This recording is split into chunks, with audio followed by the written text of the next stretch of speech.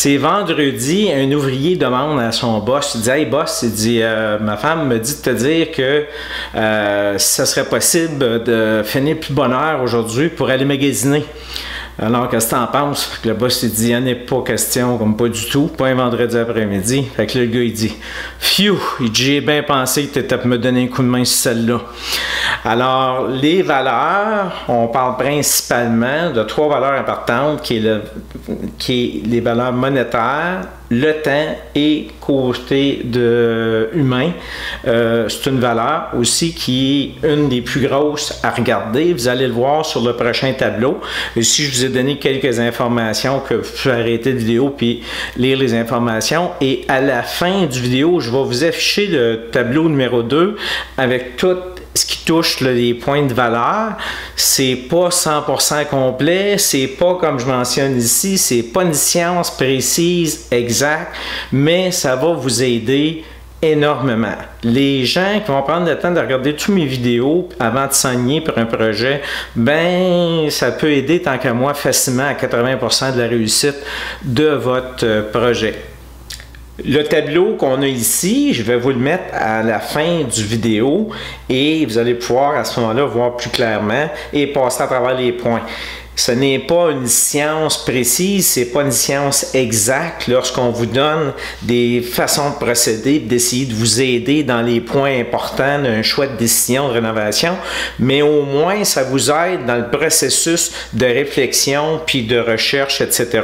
Donc le point qu'on avait mentionné, les valeurs, c'est plus que de l'argent, c'est plus que des dollars. Je vais commencer justement ici avec le monétaire et vous allez voir que dans les 3 catégories, il y a des points principaux qui reviennent tout le temps parce que ça fait partie du processus global. Un exemple, planifier. La planification, on le voit que pour les 3 points, on l'a. Ça veut dire quoi? C'est se préparer, c'est avoir un bon plan de match, c'est de coordonner, de décider, tous des points qui vont ensemble, peu importe la rangée. Et ce que j'ai mis ici comme petite étoile, c'est que ce qui est important à comprendre, c'est que 20% de votre planification, ça veut dire dans tous les points que vous avez vérifiés, juste le fait de s'être arrêté puis de bien planifier, vous allez avoir dans votre 80% de résultats des meilleurs résultats parce que vous vous êtes arrêté vraiment comme il faut sur le projet. Et je vais tenter de vous donner des exemples au fur et à mesure.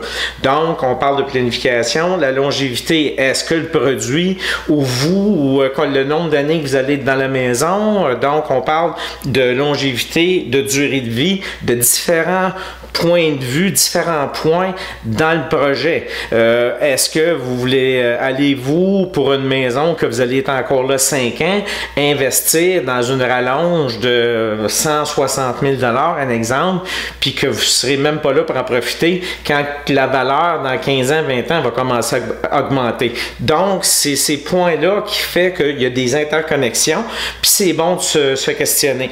Donc, on parle de longévité, court, moyen, long terme. On va parler de magasinage. Magasinage, il faut que ça touche à tous vos sens, au point de vue du toucher, au point de vue de connaissance et au point de vue même dépendant. J'ai marqué à la fin sentir avec un point d'interrogation, je ne sais pas, peut-être dans une cuisine, dans vos produits que vous allez mettre dans la cuisine, vous voulez avoir un système de sent-bon, des choses comme ça. En autre mot, c'est d'utiliser tous vos sens et faire une bonne recherche, comparer, voir, toucher. Donc, vraiment, c'est de voir ce qui est dans le marché pour vos désirs, ce que vous voulez avoir comme projet de réno, d'aménagement paysager ou de structure extérieure sur votre terrain.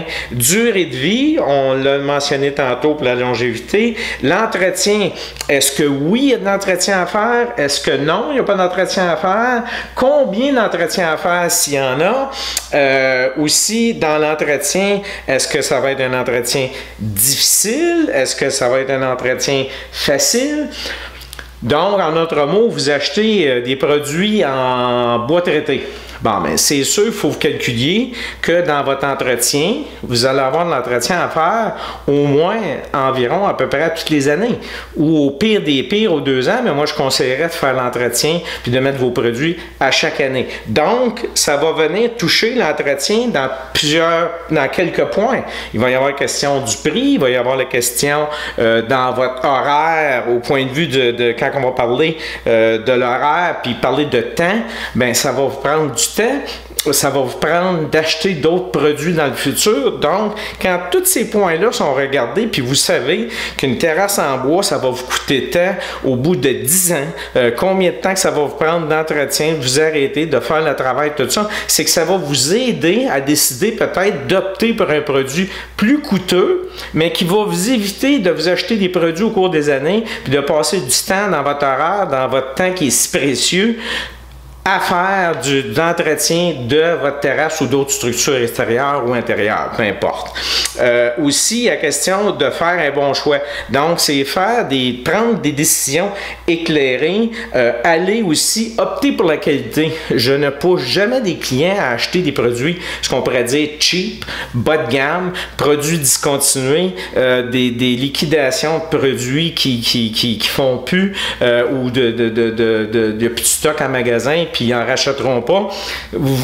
Vous embarquez là, à gros risque d'avoir des troubles, puis éventuellement, vous ne serez plus capable d'avoir les produits par après. Donc, c'est des choses qu'il faut penser. Puis, dans le choix aussi, on parle de qualité, on parle de prix. C'est sûr que, comme je vous dis, pas aller dans le cheap, mais on n'est pas obligé d'aller dans le trop cher non plus. Donc, puis je pourrais vous dire que ce qui est le meilleur vendeur, les produits les meilleurs vendeurs qui sont moyenne gamme, bien souvent, c'est eux autres que vous allez avoir la meilleure qualité. Pourquoi? Parce que du fait que c'est des gros vendeurs, ils ont un feedback, ils ont toujours une communication entre mots entre les magasins et le fabricant à ce que son produit soit bon. Donc, vu que c'est un gros vendeur, s'il ne serait pas bon, ça veut dire que les gens reviendraient souvent au magasin avec le produit, puis ça ferait que les magasins vont faire de la pression sur le fabricant pour s'améliorer. Dans ce sens-là que je veux dire. Tandis que des produits qui sont beaucoup moins vendus, qui peuvent être plus chers, ça va être plus difficile d'avoir une réaction dans ce genre-là, d'avoir une amélioration du produit ou d'échanger puis d'avoir quelque chose que le produit, même si c'est le même, soit un petit peu mieux. C'est pas vraiment le cas que je vois. Aussi, la question de l'emplacement. Est-ce que les travaux sont proches de la ville ou proches de l'entrepreneur? C'est-tu loin? Est-ce que c'est très loin? Comme quelqu'un qui aurait un chalet à l'extérieur de Gatineau, puis il faudrait aller faire des travaux là-bas.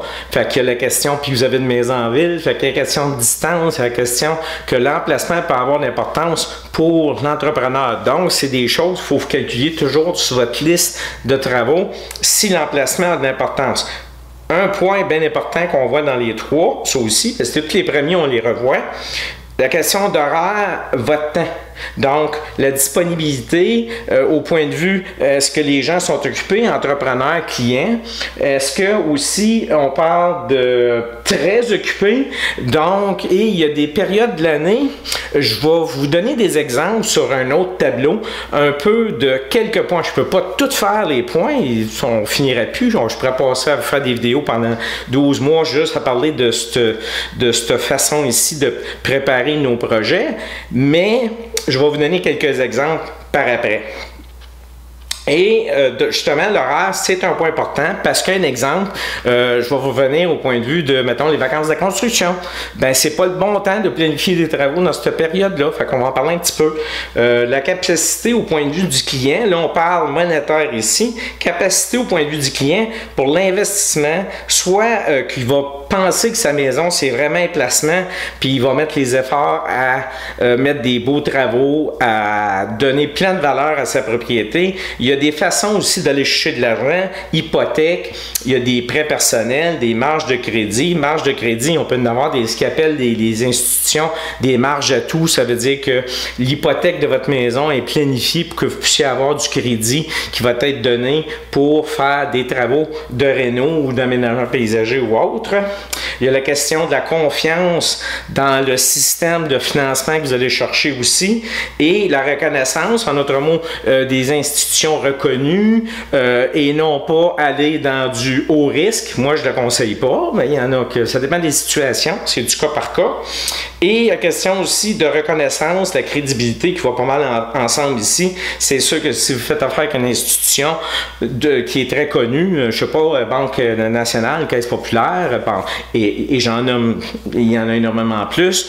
Donc, vous n'êtes pas avec n'importe qui, vous êtes avec des institutions qui sont très connues et solides depuis longtemps. Alors, on voit qu'au point de vue du temps, il y a beaucoup de points qui reviennent. D'accord? C'est pas mal le même principe. On va parler que dans le temps, ça donne l'importance à savoir si, comme j'expliquais, vous faites une rallonge de maison, vous quittez la maison dans 5 ans, ben, est-ce que ça valait la peine de faire des travaux?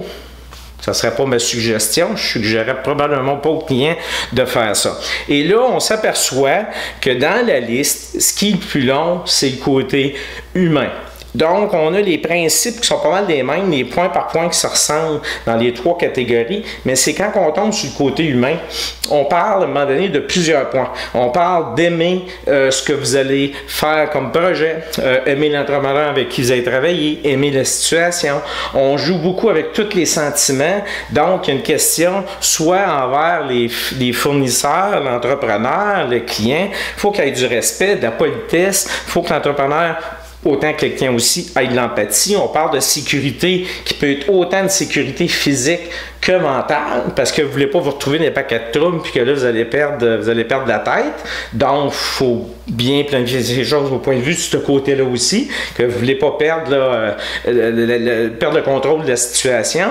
On parle aussi de planifier que dans tout ça, le côté humain, il y a la question qu'il peut y avoir des accidents. Donc, on parle de vie, on parle de mort. On parle aussi quand on parle de l'empathie, puis sécurité, ça je vous disais, physique, mentale. Et vous allez avoir aussi, est-ce que les entrepreneurs avec les clients sont compatibles? On va parler avec les clients, on parle de bonheur, on parle d'entraide, on parle aussi le couple. Vous allez voir, j'ai mis des petites étoiles. C'est parce que les gens ne réalisent pas que pour des gros projets, construction neuve, rénovation, énormément de couples se séparent. Donc, c'est des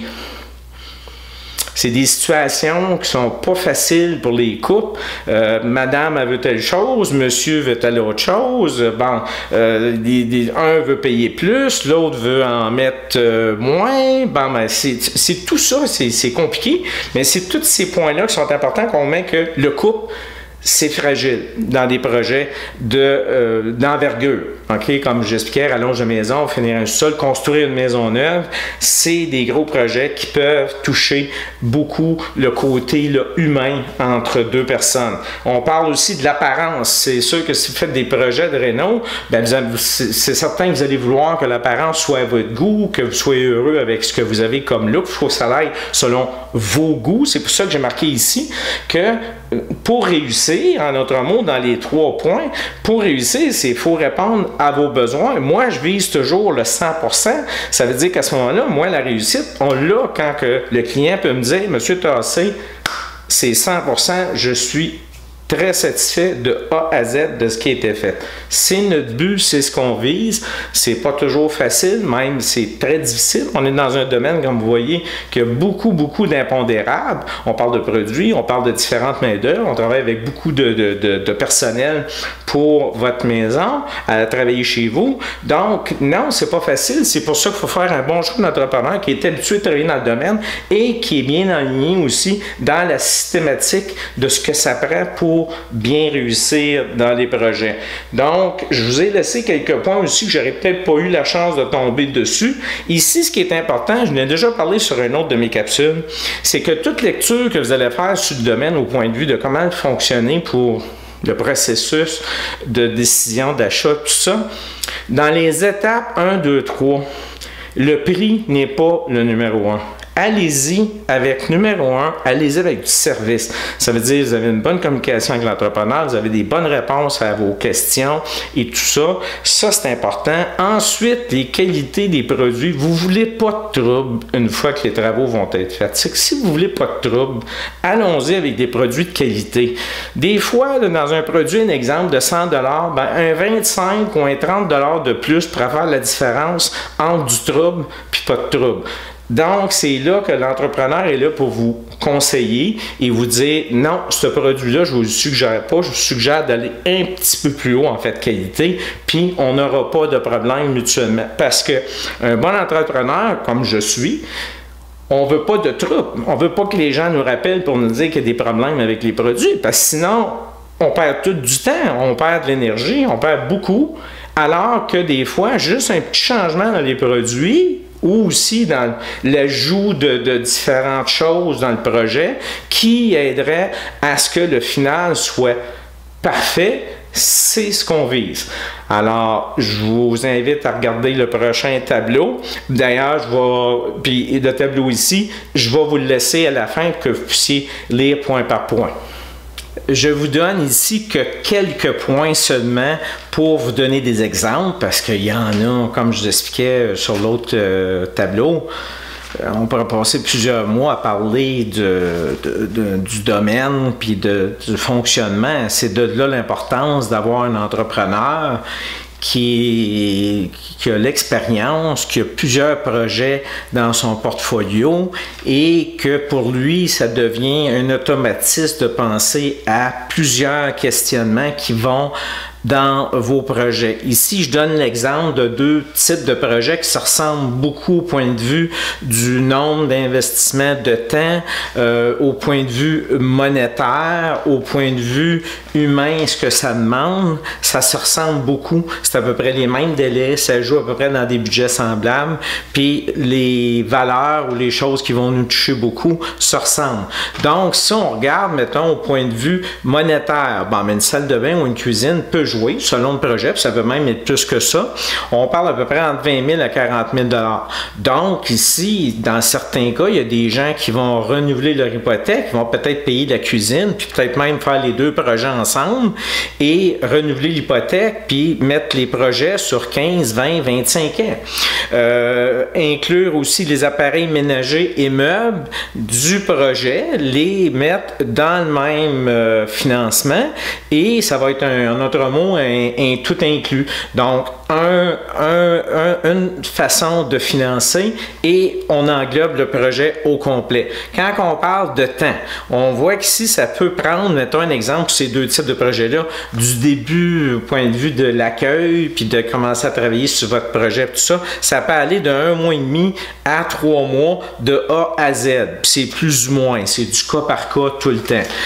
On parle ici, je reviens tout le temps, j'en ai parlé dans quelques vidéos, 80% de votre réussite repose sur une bonne planification et d'avoir un bon entrepreneur justement qui est capable de voir à l'ensemble de tout ça puis de bien gérer, bien planifier le tout, bien vous expliquer au fur et à mesure. On parle de conception, design, de contrat matériel installation, de commander des produits, de recevoir les produits, de détruire, rénover, faire la finition qui inclut céramique, comptoir de granit. Je vous ai mis une petite note ici. Comptoir de granit, un exemple, au lieu d'un comptoir stratifié, on rajoute encore un autre 1 à 2 semaines de délai dans le processus parce qu'ils viennent prendre les mesures seulement quand les modules de cuisine sont installés. On parle au point de vue du magasinage aussi. Vous allez avoir quasiment facile de 30 à 60 choix à faire si c'est pas plus. Parce qu'on parle de beaucoup, là, surtout si vous allez avec les meubles, les appareils, tout ça, ça demande beaucoup de votre temps et beaucoup de travail pour réussir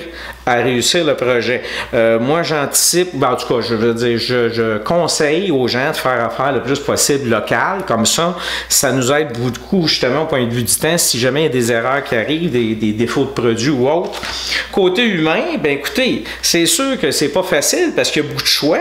Vous avez un gros investissement à faire, donc c'est inquiétant. Dans la maison, on est dans la maison pour faire vos travaux de 1 mois et demi à 2 mois, puis ça peut aller même plus ou moins, point d'interrogation. Si jamais vous faites les deux en même temps, puis même d'autres travaux dans la maison, ça pourrait s'étirer. On parle à ce moment-là qu'on est dans votre vie personnelle et on chambarde aussi votre horaire puis vos habitudes. Aussi, plusieurs points côté humain, on parle de vos goûts, du stress, de la sécurité, de la confiance, question de couple que je parlais tantôt, quand on tombe dans un gros projet comme ça, si les deux sont faits en même temps et plus, faut avoir un couple solide puis bien se comprendre, bien communiquer, puis bien respecter aussi les goûts de l'un et de l'autre.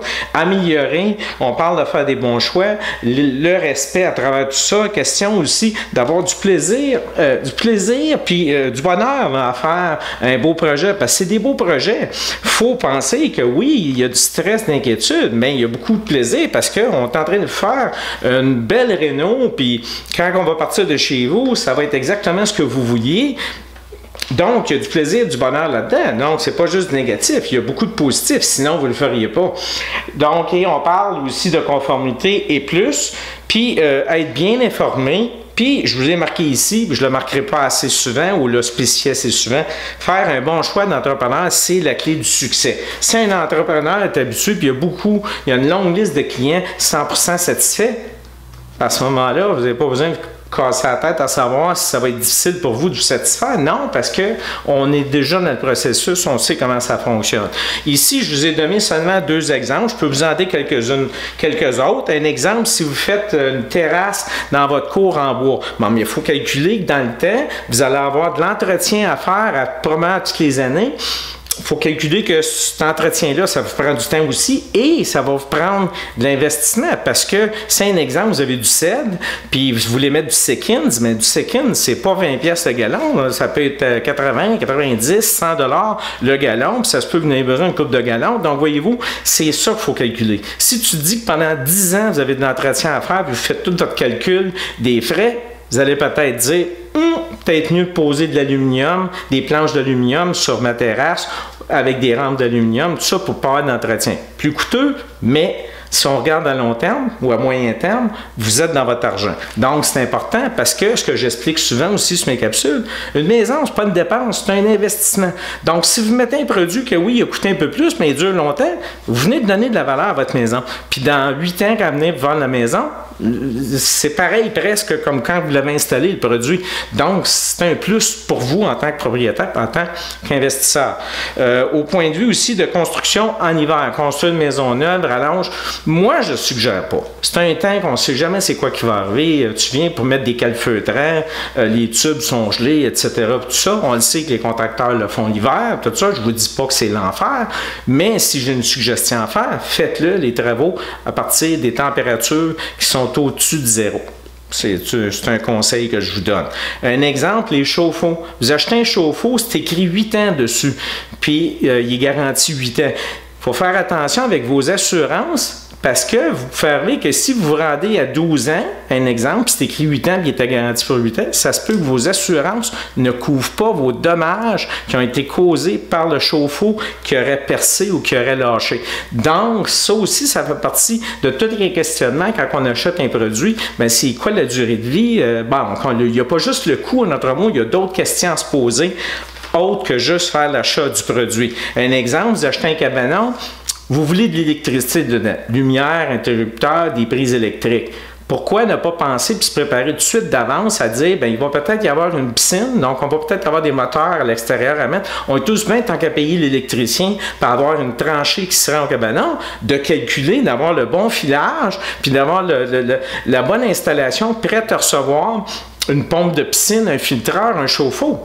Donc, à ce moment-là, oui, ça coûte un peu plus, mais vous êtes prêt pour vos futures installations. Sinon, ça va vous coûter plus cher que de l'avoir planifié tout de suite au début. Ça fait partie des questions que je vous dis de vous poser. On prend un exemple, système de chauffage. Bon, moi, un exemple des systèmes de chauffage à air forcé, j'aime pas ça. C'est un thermostat dans toute la maison, tu as de la difficulté à contrôler ta chaleur dans la maison. Fait que moi, il n'y a rien de tel que des thermostats dans chaque pièce. Puis l'été, j'ai un air climatisé au deuxième qui est très puissant. Puis à ce moment-là, ça réussit. En tout cas, ça a bien réussi cette année avec les records de chaleur qu'on a eu. J'étais très confortable. Et comme je le mentionnais dans les points, au point de vue humain, bien, le confort puis d'être bien, c'est important. Donc, il faut tout calculer ces points-là. Si pour vous, ça va vous déranger d'entendre les tuyaux d'air donner des coups à l'occasion, puis d'entendre l'air circuler, puis difficile de chauffer dans une pièce comparativement à une autre, c'est des questions qu'il faut se poser tout de suite avant de mettre de l'argent dans un travail, parce que c'est ça qui va faire la différence entre un investissement puis une dépense, puis du plaisir, de la joie, du bonheur, puis des frustrations, puis d'être choqué, puis de dire j'ai mal fait dans mon choix, j'aurais dû choisir l'autre style d'appareil. C'est avant qu'il faut y penser et non pas après. C'est une différence entre un investissement et une dépense, comme je dis. Toiture, il faut calculer que la toiture est une question de météo. Les compagnies vont faire votre toiture, c'est pas tout de suite, ça va dépendre s'il fait beau, pas beau. Donc, il y a ça. Puis, il y a une question aussi que je suggère aux gens de prendre des produits qui durent le plus longtemps possible. Même si quelqu'un a les sous, l'investissement, pour pouvoir même placer des toitures décoratives en acier, qui ont maintenant, c'est super beau, vaut mieux investir plus, puis plus avoir besoin de toucher à votre toiture. Mais c'est du cas par cas. Je vous comprends, le bardeau est encore populaire, puis moi aussi j'en ai sur mes propriétés, mais je peux vous dire que la prochaine, ou dans mes prochains travaux de réno, de remplacement de toiture, je vais penser plus à aller vers, à ce moment-là, vers l'acier. Donc, c'était quelques points. J'espère que ça vous a aidé au point de vue du processus que ça demande quand on fait des choses sur nos propriétés, que ce soit à l'extérieur, que ce soit à l'intérieur, que ce soit acheter un cabanon. Un exemple, cabanon en tôle, en plastique, il y a zéro valeur, ça ne vous donne pas une valeur à votre propriété. Tandis qu'un cabanon en bois, recouvert de vinyle, bardeau, porte d'acier, dans 10 ans, 15 ans, le cabanon va être encore beau, encore bon, puis il va valoir dans ce temps-là plus cher que ce que vous avez investi aujourd'hui. Merci.